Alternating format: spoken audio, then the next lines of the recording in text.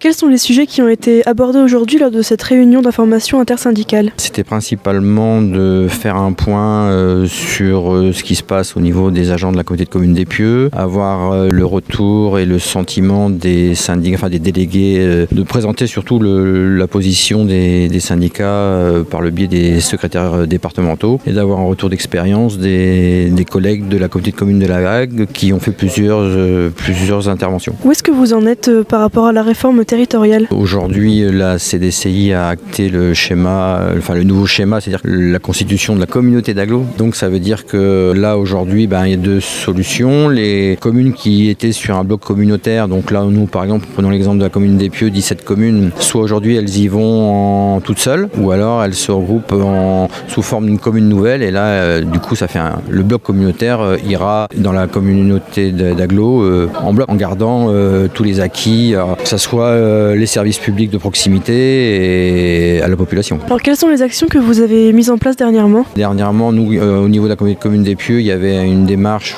politique de nos élus de fusion à 3, donc communauté de communes de la Hague, d'Ouvet-Divette et l'Épieux. C'est passé en CDCI, ils ont fait un amendement, ça a été rejeté, donc du coup, à partir de là, on savait que au 1er janvier 2017, nos communautés de communes respectives disparaissaient. Donc nous, on a commencé à interpeller nos élus sur le canton, savoir on avait plein d'interrogations. On s'est aperçu qu'ils avaient le même questionnement que nous. Donc là, en l'occurrence, on les a interpellés lors d'une réunion d'information générale. Après, la semaine dernière, on les a interpellés au niveau de la réunion des maires. Et puis voilà, donc aujourd'hui, on est plus sur l'information des agents qui aujourd'hui se demandent comment on va basculer au 1er janvier 2017. Et puis après, les démarches, on va voir, ça va être en interne. Comment la population réceptionne tout cela ? C'est le questionnement qu'on a eu aujourd'hui lors de cette réunion. Est-ce que la population est réellement au courant des impacts qu'il va y avoir, alors peut-être pas au 1er janvier 2017, mais dans les années à venir, parce que de toute manière, il y a forcément des compétences qui retomberont dans les communes. On va prendre tout simplement le scolaire.